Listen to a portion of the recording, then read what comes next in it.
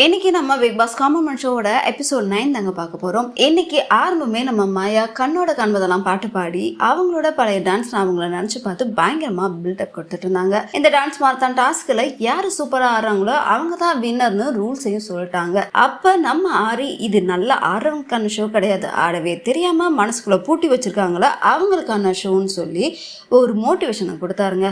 அப்புறம் ஆரி ஒரு பக்கம் ராஜு ஒரு பக்கம்னு 2 டீமா பிரிச்சுக்கிட்டாங்க. ராஜு டீமோட பேர் பெட்டர், ஆரியோட டீம் பேரு உள்ளூர் ஆட்டக்காரர்கள். இந்த டான்ஸ் மாரத்தான்ல சோலோ டூயட் குரூப்னு ஆட்களை பிரிச்சு பாட்டு போட்டதும் ஓடி போய் தேவையான பொருட்களை எடுத்துட்டு ஆடணும்னு டாஸ்க் ஆரம்பிச்சிச்சுங்க. முதல்ல மையா மையா பாட்டு போட்டாங்க. உள்ளூர் ஆட்டக்காரர்கள் டீம்ல சோபா அந்த பாட்டுக்கு செம்மையா பெர்ஃபார்ம் பண்ணிட்டு இருந்தாங்க. ஆனா நம்ம மணிவண்ணன் இருக்காரே, யாருக்கிட்டையும் கேட்காம குடுகுடுன்னு ஓடி போய் ஒரு கண்ணாடியை மாட்டிக்கிட்டு வந்தாரு. ஆரம்பத்துல பார்க்கும்போது அம்பி மாதிரி ஒண்ணும் தெரியாத பிள்ளையாட்டு இருந்த மனுஷன் ஆட ஆரம்பிச்சதும் சட்டையை கழட்டி வீசி பெல்ட்டை கழட்டிட்டு பணியனை காட்டிக்கிட்டு ஆடிக்கிட்டு இருந்தாரு. எல்லாருமே சோபா பாக்குறத விட்டுட்டு மணிவண்ணனை தான் பார்க்க ஆரம்பிச்சிட்டாங்க. ஆனா இங்க எனக்கு ஒரு டவுட் வருதுங்க. இங்க தாங்க கொஞ்சம் இடிக்குது. நைட்டி போட்டுட்டு வந்து ஷோ வரக்கூடாதுன்னு சொன்ன நம்மளே இப்ப பனியனை போட்டுட்டு ஒருத்தர் ஆறாரு, அதையும் பார்த்து ரசிச்சுட்டு இருக்காங்க. இது எந்த கேட்டகரியில வரும்னு தெரியல. சரி, அடுத்து யார் டான்ஸ் ஆட வந்தாங்கன்னு பார்க்கலாம். அடுத்த பாட்டுக்கு முனியம்மாக்கவும் ஷாமாவும் ஆடினாங்க. முனியம்மாக்கவும் டான்ஸ் எக்ஸ்பீரியன்ஸே இல்லையா, ஆனா வீட்டில் அவங்க வீட்டுக்காரரு டான்ஸ் ஆட வரலன்னு திட்டு வரான். அவருக்காக தான் நான் ஆடி காட்டணும் அவங்க சொன்னது ரொம்பவே ஃபன்னாக சூப்பராக இருந்துச்சு. இவங்க நிஜமாவே இன்னசென்ட்டா இல்லை இன்னசென்ட் மாதிரி இருக்கிறாங்களான்னு தெரியலைங்க. இங்கே தாங்க ஒரு சம்பவம் நடந்து போச்சு.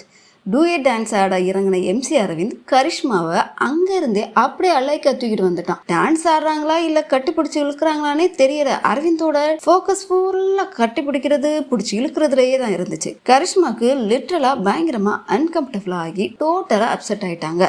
என்ன ஒரு ப்ராப்பர்ட்டியா யூஸ் பண்ண நான் என்ன பண்றது அப்படின்னு அவங்க கேட்டது ரொம்பவே நியாயமா இருந்துச்சு.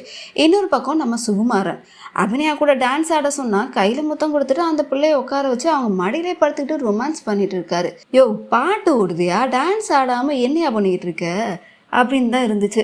ஆனால் உள்ளூர் ஆட்டக்காரர்கள் டீம்லேயே லேடி கெட்ட போட்டு சார்ஜும் ரஞ்சித்தும் காமெடியாக டான்ஸ் ஆடி செம்மையான பெர்ஃபார்மன்ஸ் கொடுத்தாங்கங்க. அவங்க தாங்க வின் பண்ணாங்க. டாஸ்க் முடிஞ்சு ஒர்ஸ்ட் பெர்ஃபார்மர் செலக்ட் பண்ண சொன்னப்போ உள்ளூர் ஆட்டக்காரர்கள் டீமில் சதீஸ்வரனுக்கும் பேட்ராப் டீம்ல கரிஷ்மாவுக்கும் அதிக ஓட்டு விழுந்துச்சுங்க. கரிஷ்மா அரவிந்தால தான் ஆட முடியாம போயிருச்சு. ஆனா அவங்களுக்கு ரெட் ஸ்டார் கொடுத்தது கொஞ்சம் அநியாயமா தான் இருந்துச்சு. அடுத்து சதீஸ்வரனுக்கு ரெட் ஸ்டார் வாங்கின கோபத்துல நான் பெஸ்ட் பெர்ஃபார்மர் யாருன்னு சொல்ல மாட்டேன், செம்ம கோபத்துல இருக்கேன்னு சொன்னாருங்க. உடனே நம்ம ஆரி தம்பி பிக் பாஸ்ல இப்படிலாம் பண்ணா வெளியே அனுப்பிடுவாங்கன்னு சொன்னாரு. அதுக்கப்புறம் தான் அவரு ரஞ்சித்தோட பேரை சொன்னாரு. கடைசியில ஜார்ஜுக்கும் மணிவண்ணனுக்கும் கிரீன் ஸ்டார் கிடைச்சிச்சுங்க. கரிஷ்மாக்கு ரெட் ஸ்டார் கொடுத்தது நியாயமா? உங்களோட கருத்துக்களை கமெண்ட்ல சொல்லுங்க.